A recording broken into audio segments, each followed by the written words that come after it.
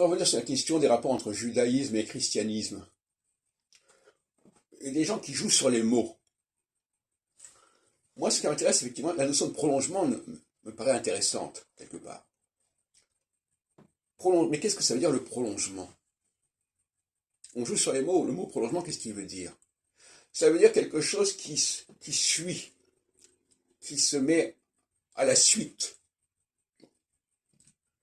Mais ça ne veut pas dire pour autant que ça se substitue à la matrice initiale. Ça veut dire simplement que ça en dépend. En linguistique, par exemple, le mot prolongement, par exemple, est une dérivation du mot long, de ce qui est long. Donc, à partir du mot long, on met longueur, on met allongé, on met prolongement, etc. Mais ça dépend quand même de la racine. Eh bien, c'est pareil.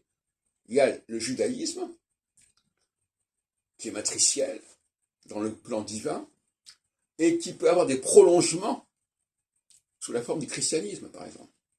Tout comme le français a un prolongement sous la forme de l'anglais. Mais ça ne veut pas dire qu'il y a une légitimité à se substituer au judaïsme ou à se substituer au français. Ça veut dire simplement qu'à certains moments, et ce que je disais tout à l'heure pour la phase solsticiale, à certains moments, on peut vouloir élargir les choses, multiplier, diversifier, mais à condition de revenir au bout d'un certain temps à la matrice. Toute la question est la psychologie.